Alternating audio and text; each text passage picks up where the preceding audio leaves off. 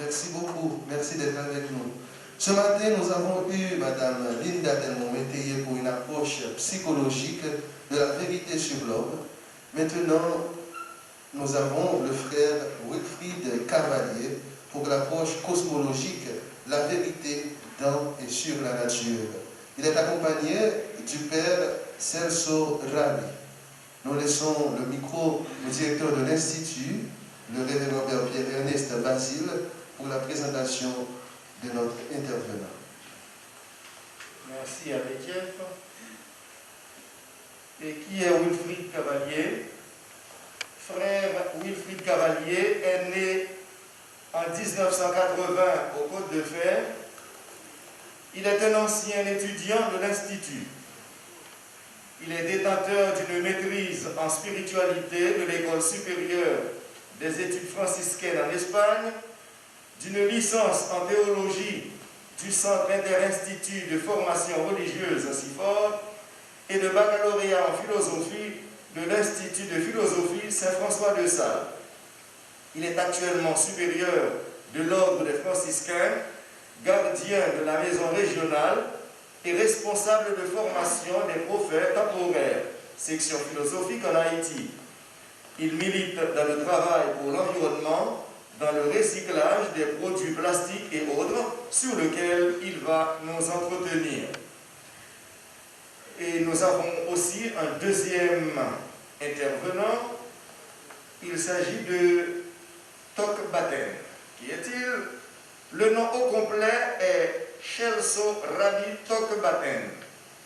Frère Celso est guatémaltèque. Il vient du Guatemala. Depuis des années, il est professeur d'espagnol à l'Institut de philosophie Saint-François de Sales. Il est maître de novices dans la congrégation des franciscains en Haïti et aussi gardien de la fraternité du noviciat. Il est là ce matin avec nous pour partager quelques témoignages. Donc merci et à ces deux confrères d'être ici ce matin pour nous édifier. Et déjà, vous avez la parole. Merci. Merci, révérend père Basile. Bonjour, cher directeur de l'Institut. Je salue le corps professoral, nos anciennes et anciens professeurs de l'Institut. Et je profite de l'occasion pour vous remercier pour la confiance que vous avez faite. Vous avez placé en moi comme votre ancien élève. Et c'est un très bon point, un point positif pour l'Institut. Et le fait d'ouvrir la porte aux jeunes, vous méritez d'être vraiment applaudis. Je crois que cela motive les jeunes qui sont ici présents. Je salue les différentes institutions ici présentes. Je salue les amis téléspectateurs Radio Télésoleil. Notre réflexion de ce matin, je vais la diviser en deux grandes parties. La première partie aura 6 points, c'est moi qui vais la développer. Nous allons avoir François d'Assise comme le protagoniste d'une spiritualité écologique. L'homme et la nature, vérité comme une cohérence vraie et sensible. L'homme comme le premier gérant des éléments de la nature. L'homme et la responsabilité envers ses semblables. La responsabilité envers les générations futures. Promouvoir une écologie intégrale en luttant pour une conversion écologique si nous voulons rêver d'une Haïti verte. La deuxième partie, vous l'aurez à voir avec notre confrère Celso Rabi Tok Baten et pour une Haïti verte. Les ouvrages à consulter et à consulter si vous voulez approfondir sur les réflexions que je vais vous partager. Il s'agit de Les Écrits de François d'Assise, Aristote la politique, traduction de Marcel, les deux ouvrages de Dan Jonas, Principe responsabilité et une éthique pour la nature, L'homme et la nature de Peter Horben et les encycliques du pape Jean XXIII, Pacem in Terris, et Laudato aussi du pape François. Merci, déjà, je vous souhaite bonne écoute. La beauté et la grandeur de la nature nous concernent tous. La nature est une source constante d'émerveillement. Les écologistes et les grands personnages de l'histoire ont reconnu à François d'Assise comme l'un qui a aimé la nature, ce que nous constatons et dans ses paroles et dans ses actes. Il y a plus de 800 ans, depuis que François reste demeure l'un des maîtres spirituels que chaque génération ne cesse de recourir à ce témoignage écologique pour formuler leur sien. Et parmi tant de conflits et de préoccupations que le monde actuel vit, nous pouvons placer la crise écologique comme celle, en quelque sorte, a été bel et bien prévue par François d'Assise dès le XIIIe siècle. Aujourd'hui, pour plus d'un, les franciscains sont vus comme un phare d'espérance de la sortie de cette crise, et c'est peut-être, si je ne m'abuse, l'une des raisons pour laquelle nous sommes là ce matin, pour trouver une cohérence d'idées que nous appelons couramment, si vous voulez, en termes d'une vérité sur la nature. François d'Assise, patron de l'écologie, a déjà lutté pour incarner une dimension écologique dans la vie spirituelle. Durant les derniers moments de sa vie, il prônait la fraternité entre tous ceux que Dieu a créés. L'un des traits originaux du personnage de François d'Assise est sans doute sa familiarité avec la nature et les animaux. Il appelait frère n'importe quel animal, pour ne pas dire tout ce que Dieu a créé. Le pauvre d'Assise rejette toute forme d'exploitation à la nature. Il embrasse toutes choses, il leur parle du Seigneur, il les exhorte à louer Dieu. De là vient son cantique des créatures et qui retrouve toute son actualité aujourd'hui, à l'heure où nous sommes attentifs au respect de la création. Certainement, son cantique, son souffle cosmique a sans doute inspiré du cantique des 3 enfants. Et que nous, les religieux, tous les dimanches, dans les cantiques de Daniel, et quand nous disons toutes les œuvres du Seigneur, bénissez le Seigneur. Il nous demande d'établir avec les créatures une relation non violente qui implique tout refus de domination, d'agression et d'exploitation, au point de cultiver entre nous une relation fraternelle non seulement aux hommes, mais aussi aux autres créatures. Il veut entre nous un rapport qui ne soit pas destructeur, mais fraternel, comme dit André Baucher dans son ouvrage. François d'Assise, le protagoniste d'une spiritualité écologique. François, connu pour plus d'un comme le frère universel à cause de son amour démesuré pour les créatures sensibles et insensibles. À cause de cet amour qu'il a pour toutes les créatures, il est devenu le protagoniste de la dimension écologique dans la nouvelle spiritualité. Selon le médiévaliste français Jacques Coeur, il occupait une fonction originale dans le passage du XIIe siècle au XIIIe siècle, en enrichissant la spiritualité avec les dimensions écologiques, au point de le considérer comme l'inventeur du sentiment médiéval de la nature qui est exprimé dans la religion, dans la littérature et dans l'art. Malgré les premiers versets de la Bible, nous dit clairement que tout ce que Dieu a créé est bon et même très bon, est vrai, est réel. François le premier qui osait déclarer ouvertement qu'il fut le véritable frère de la terre, de l'eau, du feu, des plantes, des insectes, et aussi du soleil, de la lune et des étoiles. Il appelait toutes ces créatures frères et sœurs. Il refusait de couper un arbre si cela n'était pas absolument nécessaire. Aux frères qui occupent du bois, qui coupent du bois, il défend de scier un arbre entier. Il retirait les vers de terre des lieux les plus fréquentés pour qu'ils ne soient pas piétinés. Sur son chemin, il ramasse les vermisseaux pour ne pas les fouler aux pieds. Il plongeait les mains dans l'eau claire qu'il buvait au creux de ses mains, louant le Créateur de l'avoir faite utile, précieuse et chaste. François, comme protagoniste d'une spiritualité écologique, rêvait d'un monde dans lequel les hommes se reconnaissent frères et reconnaissent toutes les créatures comme sœurs. François nous enseigne à construire un monde nouveau dans lequel la nature redevient la fête de Dieu créateur, dans lequel toutes les créatures chante la symphonie universelle et cosmique. L'homme et la nature. L'homme engendre la violence dans l'ordre cosmique. L'homme, avec son intelligence, nous vont constater une évasion audacieuse dans les différents domaines naturels. Tout cela produit en vue d'avoir un entourage approprié à son goût et à son désir. Ce qui en Jonas parle de l'artefact de la cité. Ce qui nous envoie à un viol de la nature.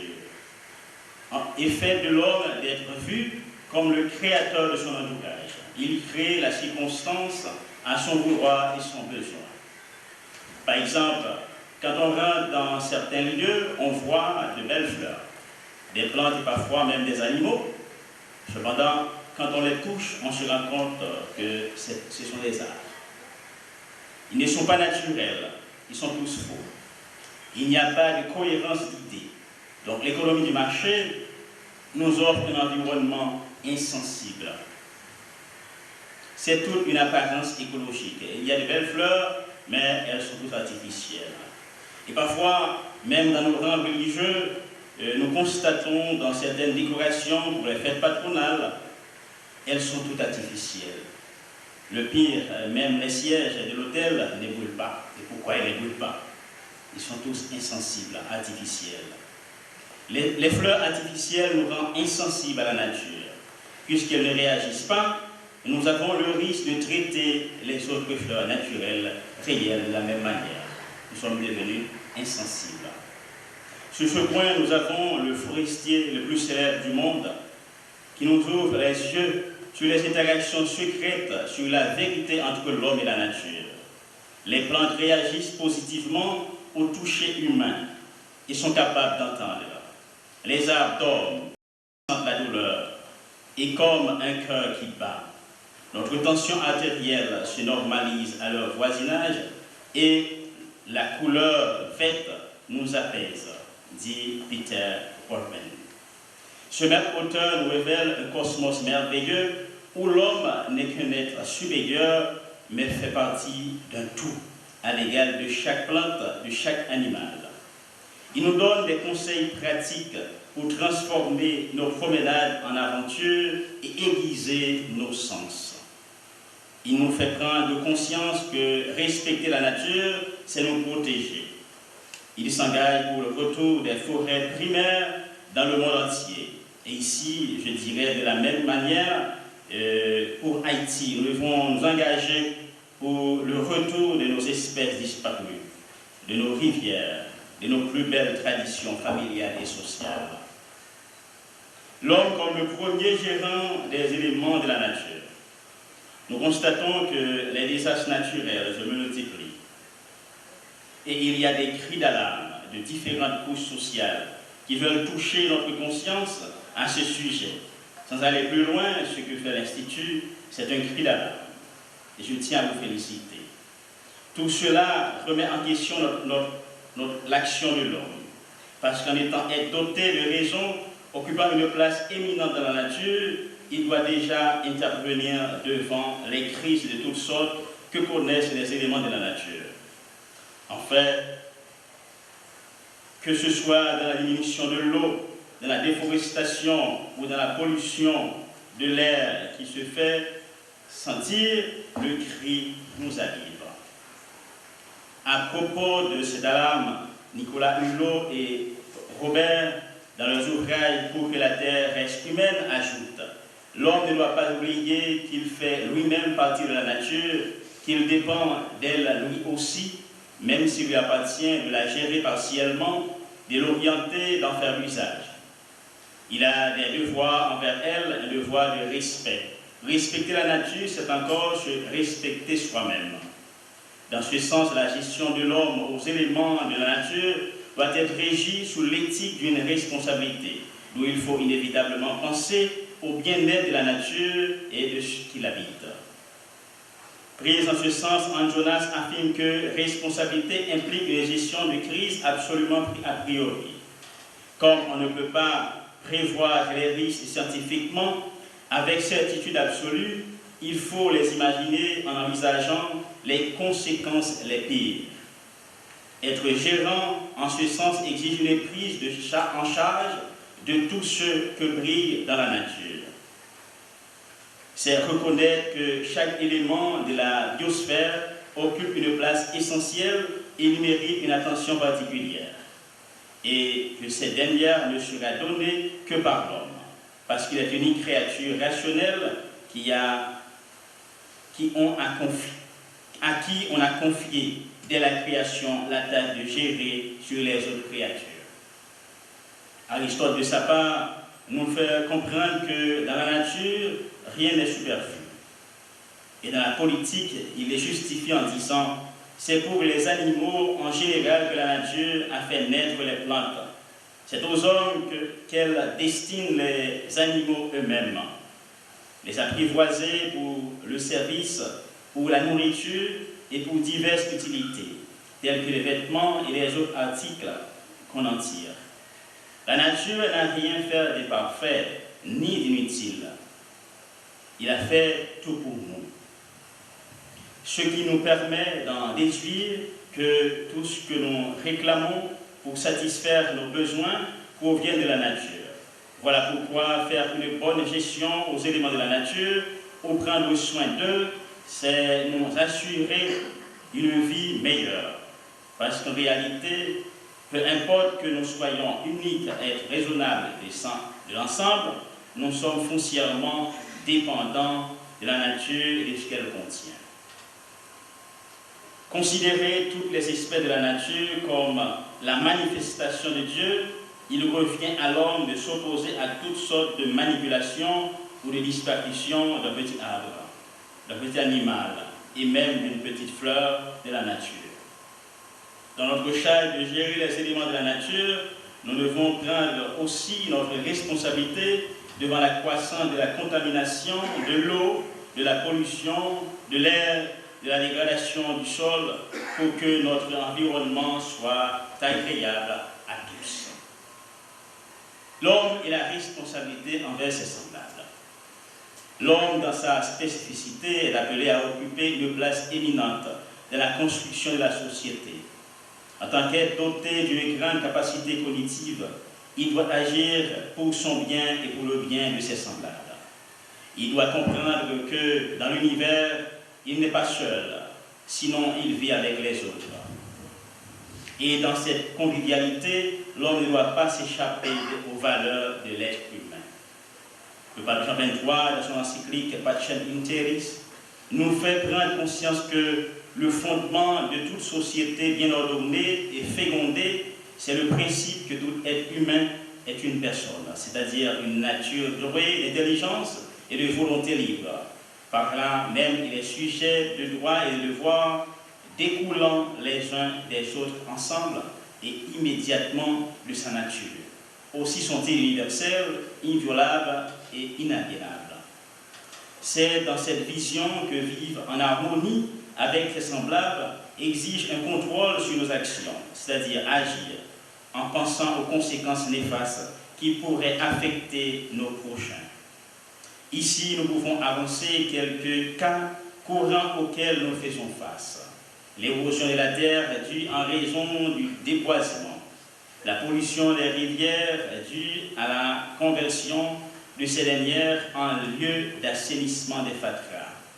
Donc, ce sont des effets négatifs de nos actions qui mettent non seulement notre vie en péril, mais aussi celle des autres. Dans la relation qu'il y a entre l'homme et ses semblables, nous pouvons parler d'une triple centre de responsabilité, c'est-à-dire que l'homme aura envers lui-même, envers ses semblables et envers l'espace dans lequel il bouge quotidiennement. Selon Anne Jonas, c'est dans ce sens que fonde une éthique de responsabilité, c'est-à-dire vivre dans une solidarité croissante dans l'interdépendance des hommes avec la nature et entre eux. Aussi, cette éthique de la responsabilité implique-t-il une prise de compte du commun de la communauté que nous formons avec notre environnement. Donc, c'est en faisant choix de cette forme de vie que nous rapprochons vers une responsabilité mutuelle. La responsabilité envers les générations futures.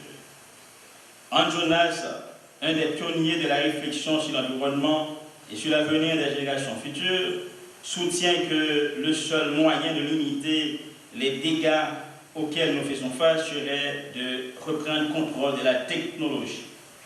Parce qu'avec le déraillement qu'il y a dans la croissance technologique, notre environnement est devenu de plus en plus fragile et de plus en plus menacé.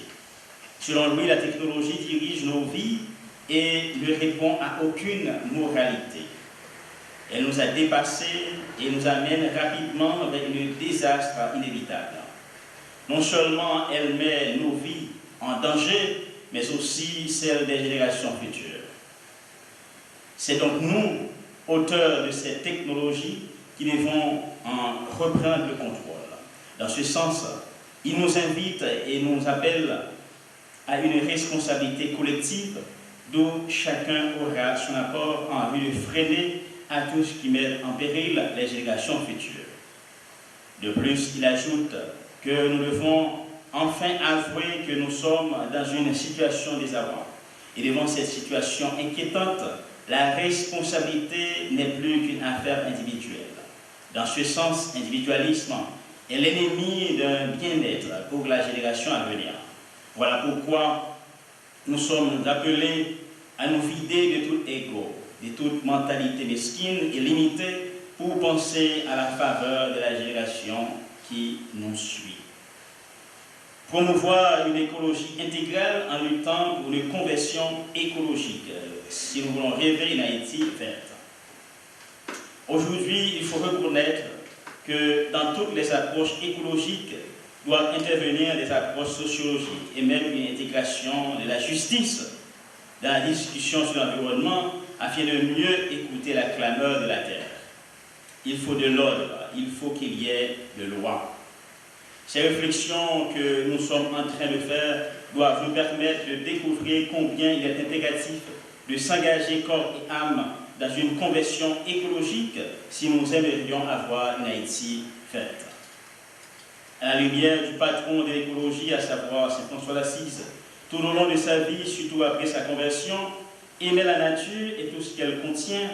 D'ailleurs, sans aller plus loin, la terre que dans cette nouvelle appellation de la maison commune, dit le pape François, François l'appelait déjà depuis 800 ans mère, de l'eau sœur.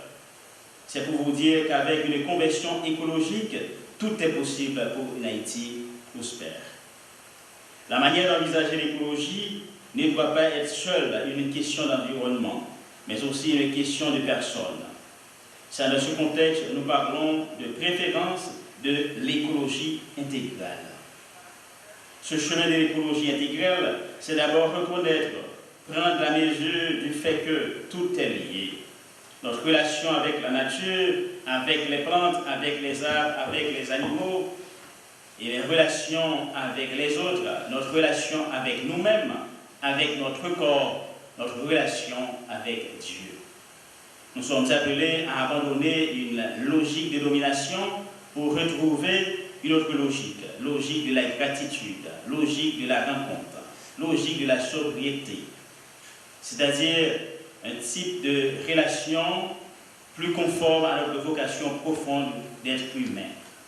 Nous qui sommes des créatures voulues par un projet d'amour de Dieu, nous ne sommes pas des créatures, nous sommes pas des créateurs, pardon, nous sommes des créatures et nous avons tout reçu et tout est fragile. L'écologie intégrale, c'est l'écologie environnementale, économique, sociale, politique, écologie culturelle, écologie de la vie quotidienne. L'écologie environnementale, c'est ce que nous est le plus familier, mais l'insistance sur la prise de conscience de l'impact de toutes nos activités sur l'environnement nous oblige à remettre en question nos modèles de développement, nos modèles de production et de consommation. Il s'agit de prendre en compte non seulement l'impact ou le coût économique, mais l'impact sur l'environnement, sur le dérèglement climatique, sur la biodiversité. C'est aussi une invitation à avoir une approche intégrale puisque tout est lié. Il est fondamental de chercher les soutiens intégraux qui prennent en compte des interactions, des systèmes naturels entre eux et avec des systèmes sociaux. Il n'y a pas de crise séparée, l'une environnementale et croyant que l'autre est sociale, mais une seule et complexe crise socio-environnementale. L'écologie économique, encore une fois, c'est l'idée d'avoir une économie au service du soin de la maison commune. Il ne faut pas viser que la croissance économique. Il y a des choses qu'il faut abandonner, d'autres il faut promouvoir. C'est finalement une conversion profonde, une conversion du style de vie qui nous est demandée. Dans l'écologie sociale, il y a aussi la nécessité de transformer les institutions. Un rappel vient de Benoît XVI, toute atteinte de la solidarité à l'amitié civique provoque des dommages à l'environnement. Le pape parle aussi de l'écologie culturelle. Il est intéressant de voir que cela aussi fait partie de l'écologie. C'est là qu'il pointe le danger d'une homogénéisation de la culture, notamment à cause des pratiques de consommation de la culture. La dynamique de l'écologie intégrale nous fait reconnaître la force et l'importance des cultures particulières. La disparition d'une culture peut être aussi grave ou plus grave que la disparition d'une espèce animale ou végétale. Puis, il y a l'écologie de la vie quotidienne. C'est une réflexion consacrée à l'espace dans lequel on vit et notamment à la question de l'urbanisation, qui peut être déshumanisante, notamment quand les gens vivent entassés dans des villes qui manquent d'espace, dans lesquelles on constate une déstructuration du lien social. On pense aussi aux bidonvilles, aux grands ensembles. Mais on constate aussi que même dans un environnement très dégradé, il y a toujours quelques témoignages de relations humaines très belles. Quand on sait préserver cela, malgré l'environnement très dégradé, il y a quelque chose qui témoigne de l'une écologie humaine, c'est-à-dire de la relation avec soi-même, de la relation avec la loi morale qui est inscrite au plus profond de soi. La démarche écologie intégrale est aussi accueillir son corps, y compris dans sa masculinité, sa fémininité. Accueillir cela comme un don de Dieu, cela est nécessaire pour accueillir et pour accepter le monde entier comme un don du Père et maison commune.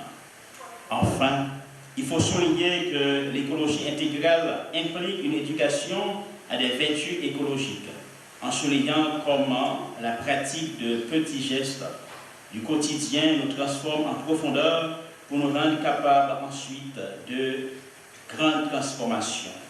Par exemple, le fait de réutiliser quelque chose au lieu de le jeter rapidement parce qu'on est animé par de profondes motivations peut être un acte d'amour exprimant notre dignité.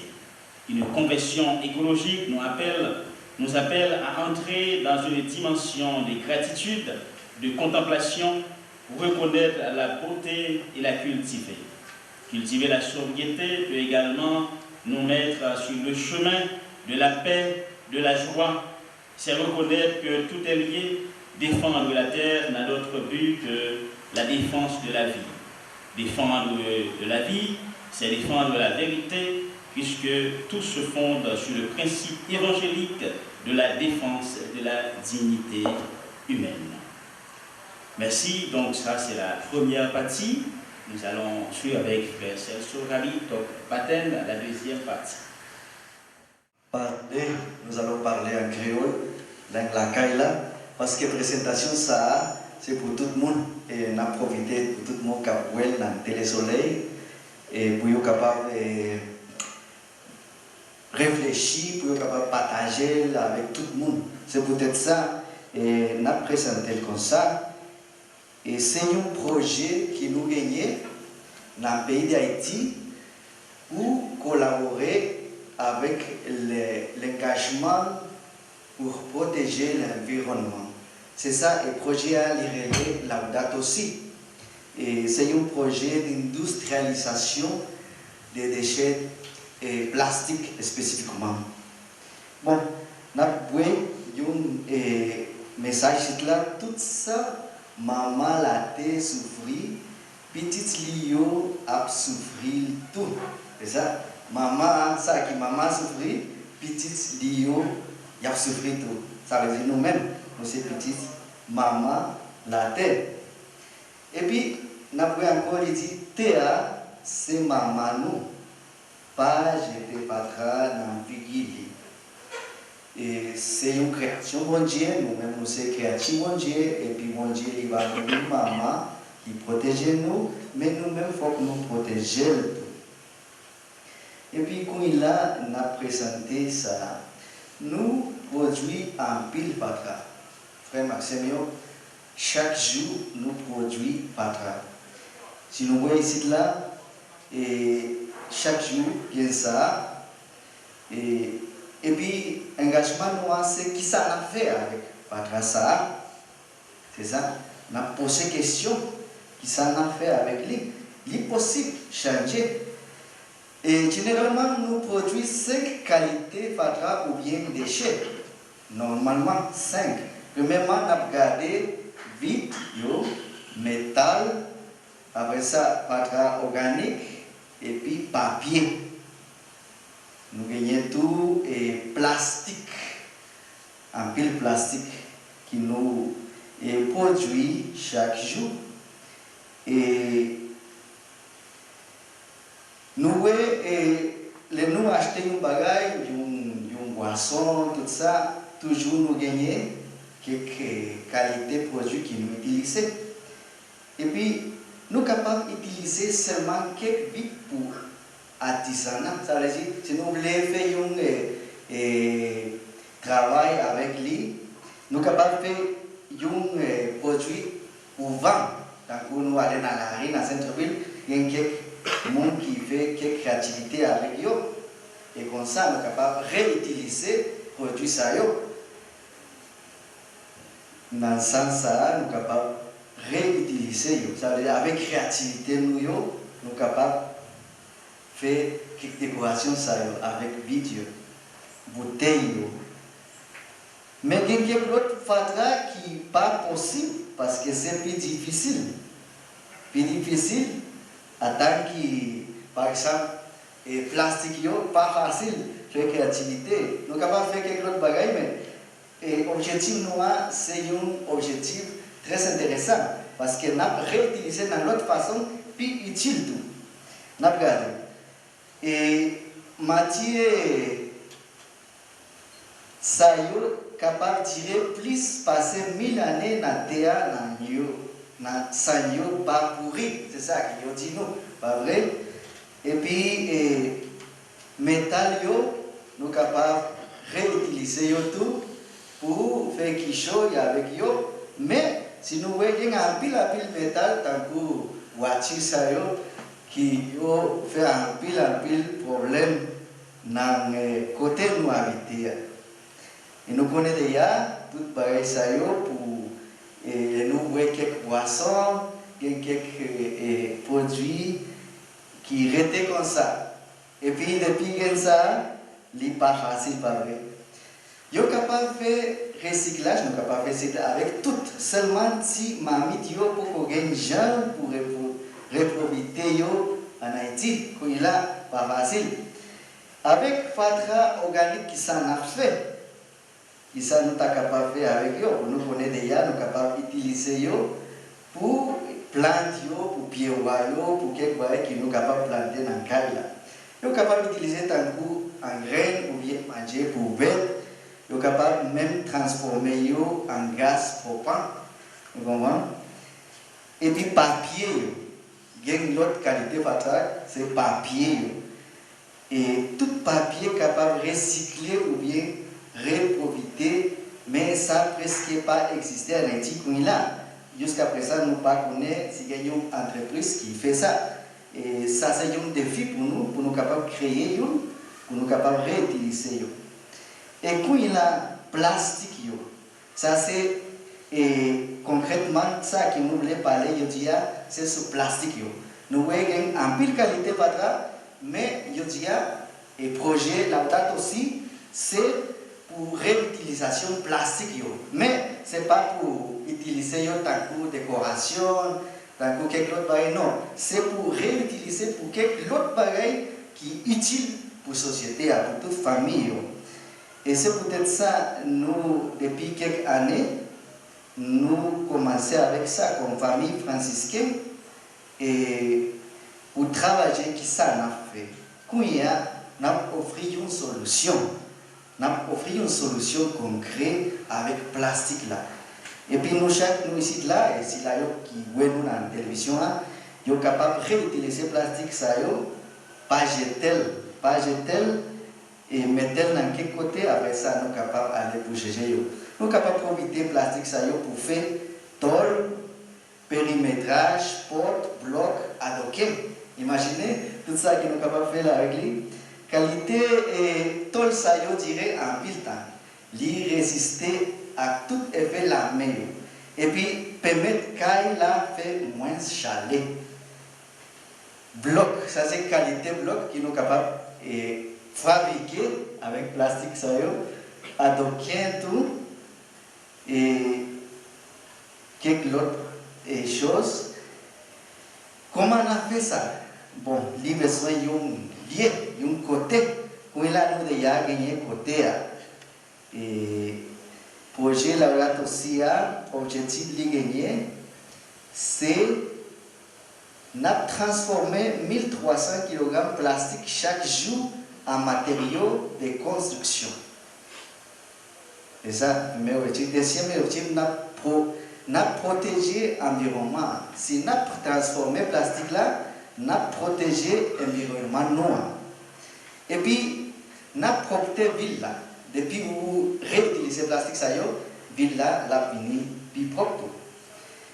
Quel autre objectif ici là, nous avons regardé, nous avons aidé économiquement environ 100 familles.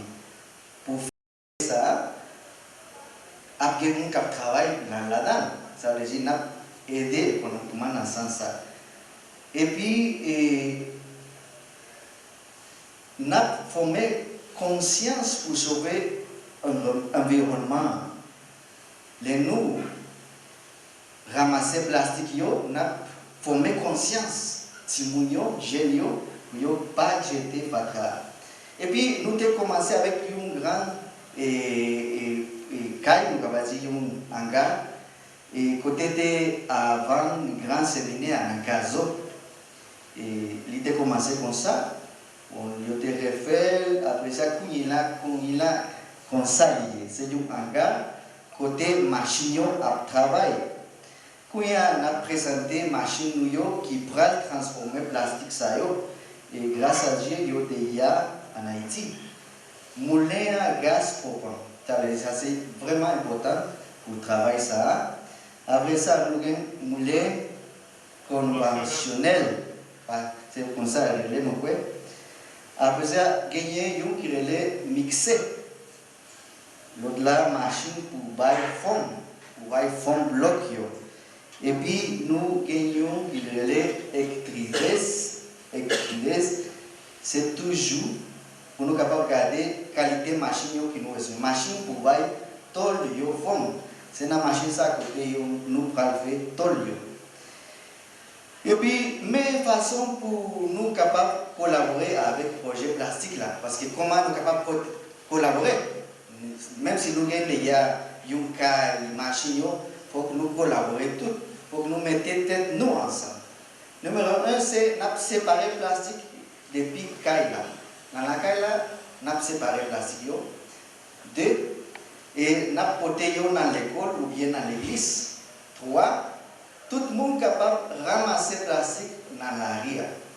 Il y a porté dans l'usine à partir de gros sac.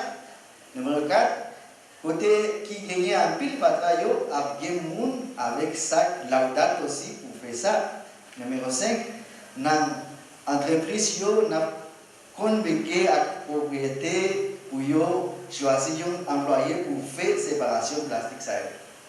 Et Et la verdade aussi a acheté plastique ça et tout. Ça veut dire, si il y a des gens qui voient dans le télésoleil et qui ont ramasser le plastique ça, dans quel côté il est capable de venir avec eux, donc les qui choisissent, pour les capables de motivation là. Pour nous capables de mettre tête ensemble, parce que c'est un bail qui est belle pour nous tous, pas vrai? Mais façon nous capables de collaborer et pour moi de passer derrière ça, on a séparé. On va regarder ici là. Condition pour plastique là, bah là, ça veut dire, on ne peut pas mettre n'importe plastique tout. En bon état, ça veut dire un plastique qui n'est pas trop brûlé. Par exemple, si nous jouons un sac, un plastique qui est presque, qui a un pile de terre là-dedans, ou bien un pile de graisse, tout ça, il n'est pas trop bon. Ça veut dire, il faut qu'il y ait une petite façon qui est en bon état. Numéro 2, il n'y a pas aucun métal là-dedans, pour faire vis, clous, etc. Il faut éviter ça parce qu'il faut que nous mettions dans la machine. Numéro 3, il doit plus ou moins propre. Et puis, pardon parce que ça, pour présentation, il passe vite.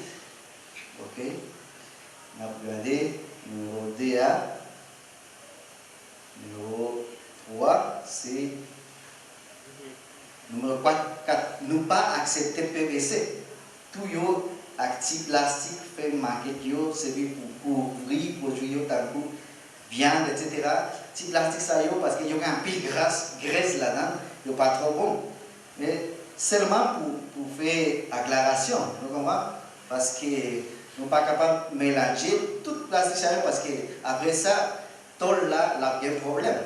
Peut-être ça, il faut que nous mettions plastique qui est capable de résister tout parce que tout ça y a utilisé pour caille, pour pas avoir un problème après. Plastique mouillé a pesé 50% puis bas et puis nous pas utiliser un peu assiette, carton et bouteille. C'est ça qui est responsable de faire tout. Bon, vous mettez quelques images ici là pour qui ça. C'est un rêve. Avenir petit nous, avenir pays nous, Haïti dépend de nous chaque. C'est nous tous qui pour coopérer pour sauver maman Haïti. Et frère Maximilien, nous mettons peut-être quelques images, ça y a une idée qui nous gagne, qui nous capables de changer, qui nous capables de créer un développement, un rêve possible. Depuis nous gagnons dans tête nous un rêve ça, et puis nous mettons tête nous ensemble, on a fait, pas vrai? On a fait parce que c'est nous-mêmes qui nous avons pouvoir dans la main. Et projet Laudato Si, c'est un projet tout bon vrai qui proche peuple là, pour peuple là collaborer avec nous tous. Et c'est nous tous qui faisons seul, mais pour nous sauver société ak pays nous Haïti. C'est ça. Et bien merci à Bill pour l'attention nous et nous souhaiter bonne continuation. Merci.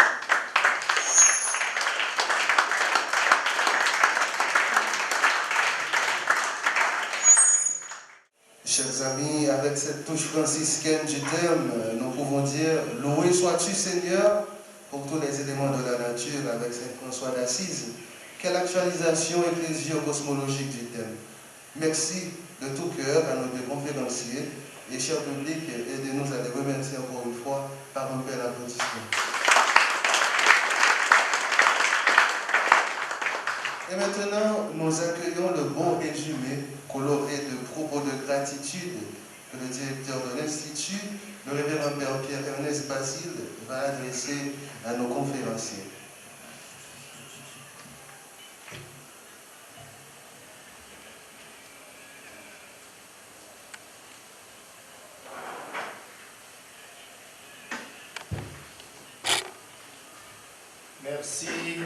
Merci frère Wilfried, merci frère Chelso.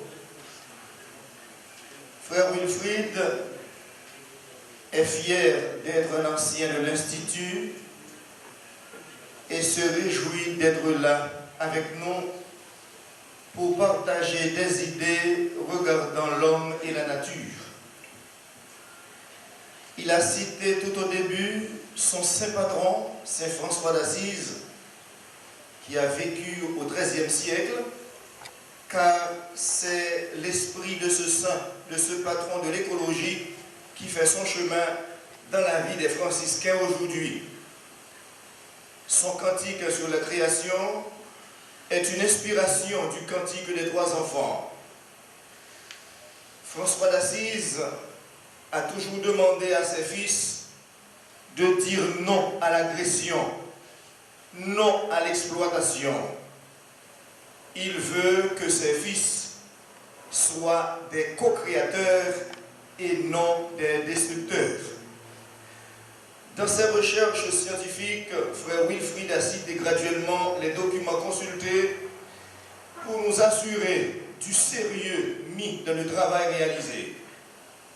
La Bible, à travers le cantique des trois enfants, les paroles du pape François, à travers la Laudato Si, les propos de son saint patron François d'Assise, les mises en garde de Hans Jonas sur la problématique environnementale. Pour que la terre reste humaine, pour répéter les paroles de notre frère Wilfried, pour que la terre reste humaine, l'homme a le sacré devoir de la respecter, de la protéger, de la soigner. Devenir de bons gestionnaires face à la nature, c'est ce qui nous est demandé aujourd'hui. Le sens de la responsabilité est à aiguiser chaque jour davantage, car la vie est en danger, et en particulier la vie humaine. Notre environnement de plus en plus fragile est inquiétant, ou nous inquiète, parce que l'heure est venue où l'homme, en général, et plus précisément l'homme haïtien, doit se réveiller et se mettre à l'écoute des cris de la terre, des pauvres et des dieux. Nous parlons de conversion écologique, et il s'agit d'une écologie intégrale. C'est ce que nous devons viser, parce que tout est lié. La vie est possible aujourd'hui dans une interrelation. Donc la mentalité est à changer pour conjuguer la vie autrement et donner plus d'espoir aux générations actuelles et à celles du futur. Nous dit frère Chelso Rabi, merci en pile pour bon petit parole, les partager avec nous dans la langue maman nous. Les montrer nous, les sauter nous qui j'en bagaille grave, babo ici. Les temps pour qui choix fait. Lui offrir nous une solution, tout ça qui est capable de faire avec plastique, cap circuler, tribo babo, tout côté dans le pays. N'a dit à travers lui-même, famille franciscaine, merci en pile pour ça qu'il a fait dans le monde entier, en particulier en Haïti. Une autre fois encore, merci frère Wilfried, merci frère Chelso. Merci. Il est fier de frère Basile d'avoir un ancien étudiant de l'Institut à son côté, d'ailleurs un professeur, le père Chelso. Merci, cher public, de les encourager dans leur mission, avec encore une fois un très bel applaudissement. Et nous passons directement au moment d'échange, comme vous pouvez soupçonner déjà, et nous aurons à recevoir que 5 personnes pour les questions. Merci, chers amis, d'être concis. C'est important dans les questions et surtout d'être clair pour faciliter la tâche à nos intervenants. Première question, Rousseau soutient qu'à l'état de nature, les individus qui mènent une vie solitaire et indépendante. Maintenant, la culture de nature tel l'homme. La deuxième question, cher Père Wilfried, parler de la technologie n'est-elle pas l'un des facteurs responsables de la diminution des vies de la population, surtout notre population haïtienne? comment les communautés humaines se reconfigureraient-elles pour vivre de manière durable et stable, sans instabilité, pauvreté et utilisation excessive des ressources.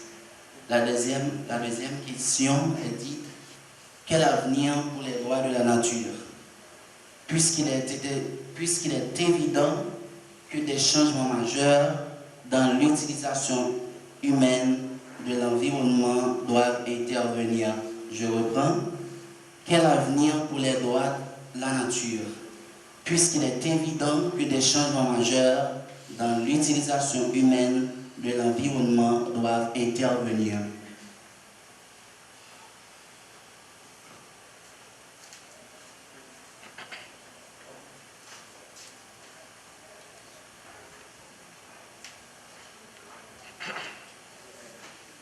Merci beaucoup. Merci à nos intervenants. Permettez-moi 2 questions, s'il vous plaît. Une à frère Wilfried et l'autre à Chelso, monsieur Chelso. À Père Chelso, excusez-moi, s'il vous plaît. Doit-on prioriser la nature au détriment de la culture dans l'existence humaine? Première question. Doit-on prioriser la nature au détriment de la culture dans l'existence humaine? Deuxième question, et dans la maman papa nous, Laudato Tossi, et projet Laudato Tossi, est-ce qu'il y a un siège et qui peut siège là, si que ou te dit nous que n'importe population, n'importe monde de la population a capoté plastique pour nous. De ce fait, qui va siège lié pour l'apporter pour plastique ça pour nous, bien entendu. Merci beaucoup.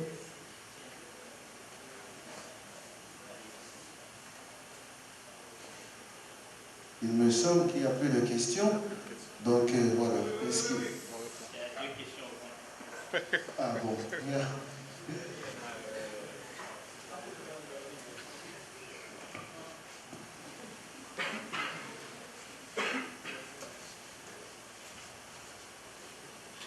D'abord, mes salutations aux panélistes et à chacune d'entre vous.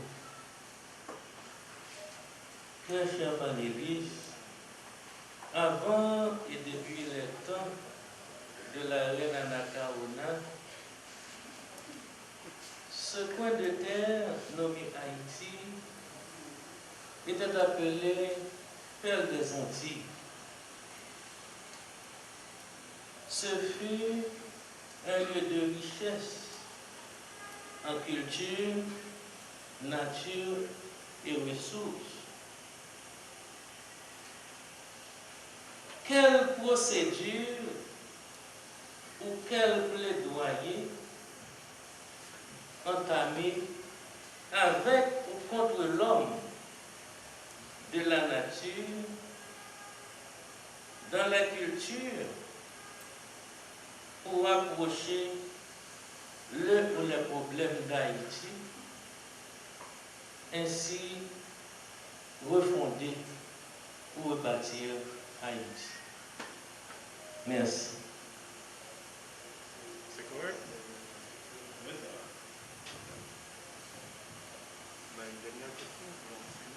Merci. Je crois que maintenant, vous pouvez répondre aux questions, frère Wilfried. Merci beaucoup. Alors, j'attends que la dernière question sera une question pratique. Merci. Vie solitaire de Rousseau ou indépendante, c'est la première question. Il est impossible d'avoir une vie solitaire parce que tout est lié. Il est impossible d'avoir une vie solitaire. Tout est lié. On ne peut pas prioriser une vie pour notre vie. Je l'avais dit, on ne peut pas prioriser. Je dirais, par exemple, la vie des gens dans la montagne ou la vie des gens de la ville, des citadins. On ne peut pas prioriser la vie des gens de la montagne pour la vie des gens de la ville. Parce que tout est lié et chaque personne chaque société, chaque culture, chaque zone a sa façon de de vivre et de voir, de protéger la nature. Pour la première question. La deuxième question, technologie diminue de vie comme facteur responsable de la pollution.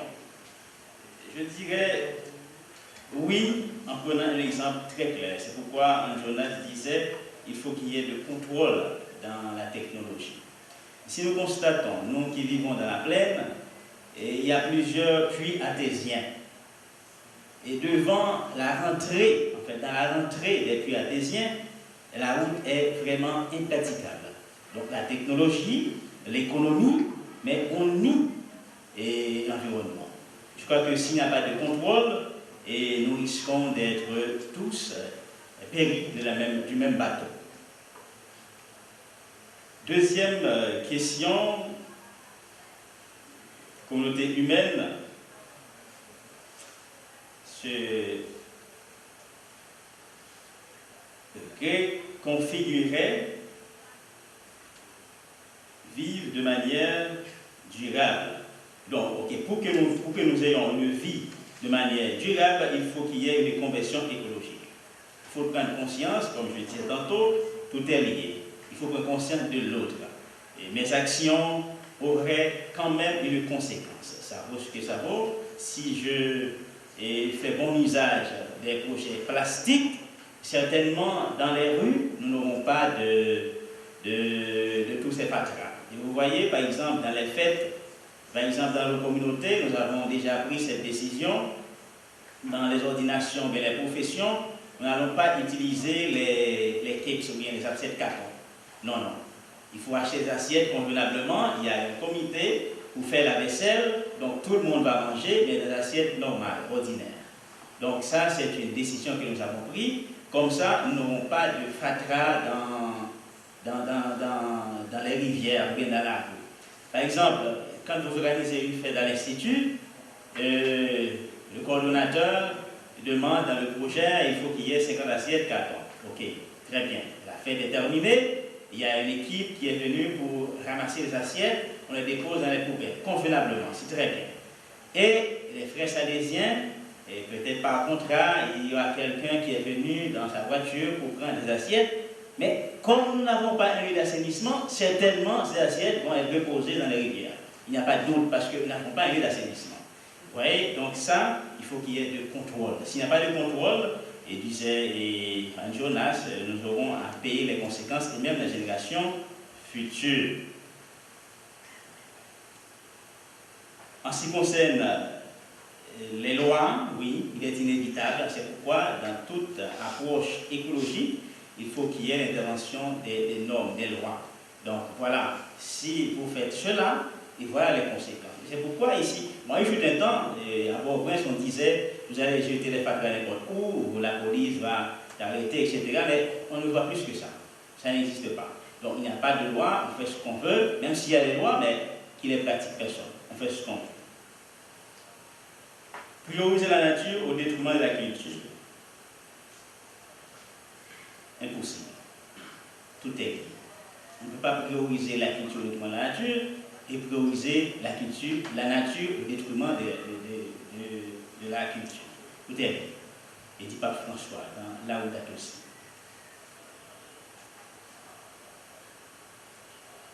La perte des Antilles, dans ce premier temps.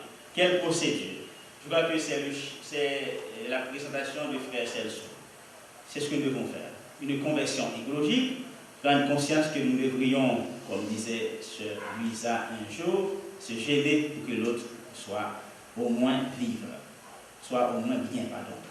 Donc, notre engagement dans nos actions, prendre conscience que tout ce que nous faisons aura une conséquence, je crois que c'est une question de conscience écologique, dans tout ce que nous faisons.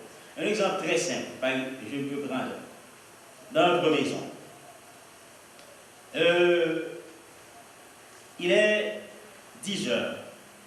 Et vous passez, par exemple, de l'institution de l'État. Vous voyez la lumière est allumée pour éclairer à qui? Il y a déjà la lumière naturelle. Il y a un manque de conscience écologique. Vous lavez les mains avec des robinets. Entre-temps que vous utilisez le savon, et vous laissez vider le lot. Il y a un problème de conscience écologique. Merci à nos conférenciers, merci à chacun de vous qui avez posé d'excellentes questions et merci à vous tous, cher public, pour votre présence. Tout commencement a une fin. Nous sommes au terme de nos matinées culturelles pour cette année qui rappelle les 25 ans de l'Institut de philosophie Saint-François de Sales. Triste un peu de nous séparer, mais il le faut parce que nous allons nous engager de manière personnelle à continuer cette quête de vérité, la vérité sur l'homme, la vérité sur la nature. Merci de nous aider à remercier pour une dernière fois nos panélistes par le très bel applaudissement.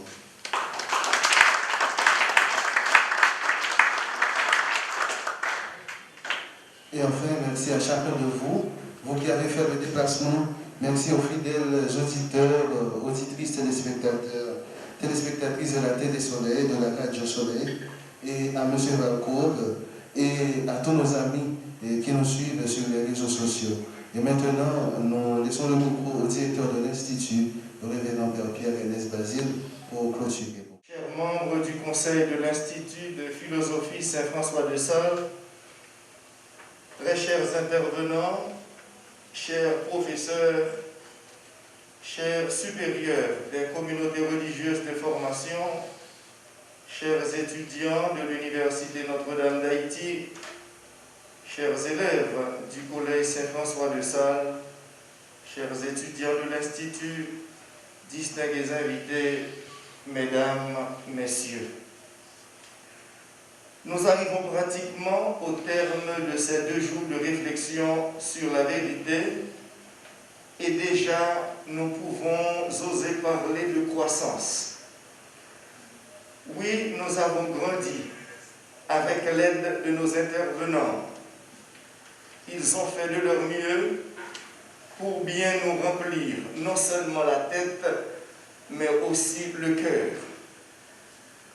En parlant de ces intervenants, chacun à sa manière nous a fait voir combien il est malaisé de définir la vérité, de faire la vérité, de la connaître, de l'accepter et de travailler de façon à faire d'elle une réalité tangible. Faire provision de la vérité dans l'aujourd'hui de la vie est difficile à cause des barrières qui se multiplient au jour le jour sur la voie conduisant à la conquête de celle-ci. L'économisme, l'homme d'approvisionnement, le renversement des valeurs obstaculisent le chemin de la vérité. Les interventions étaient de qualité exceptionnelle. Avec tous les autres membres de l'Institut, nous rendons grâce au Seigneur pour les bienfaits déjà reçus durant ces 25 ans d'existence. Merci une fois encore à tous nos conférenciers, Dr Pierre Castel-Germain, Dr Jean-Maximus Bernard, Madame Linda Métayer, Frère Wilfried Cavalier, Frère Chelso Rabi Togbaten, de leur attention, de leur compétence, de leur disponibilité, de leur générosité à l'égard de l'Église et de la société.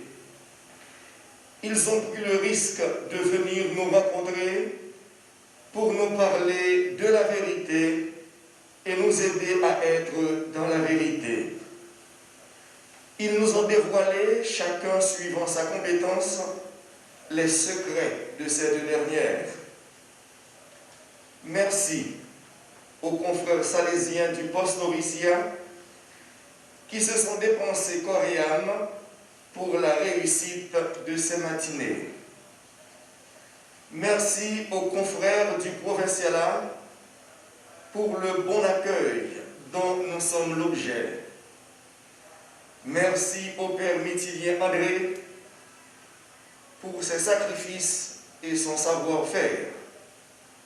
Merci à Radio Télé Soleil qui est toujours là pour faciliter la retransmission de ces activités d'ordre culturel et religieux.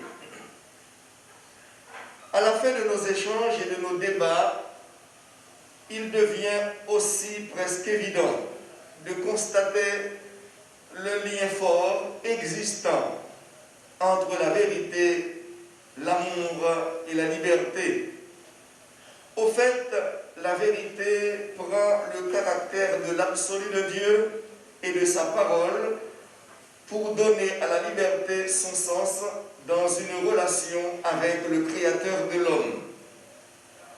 La vérité n'est pas une notion abstraite ou un préjugé d'hier, mais la prise de conscience d'une parole vivante qui est adressée à l'homme. Les règles et les repères de vie qui en découlent prennent le sens d'une fidélité dans l'amour et non celui de la soumission à des contraintes impersonnelles. L'homme est appelé à servir Dieu en esprit et en vérité. Si cet appel oblige l'homme en conscience, il ne le contraint pas. En effet, le Créateur tient compte de la dignité de la personne humaine qu'il a lui-même créée et qui doit se conduire selon son propre jugement et user de la liberté. La vérité vous rendra libre, dit l'autre. C'est elle, en effet, qui nous révèle ce bien que nous cherchons dans l'amour, au-delà des dérives individuelles ou imposées par les modes éphémères et les idéologies déroutantes.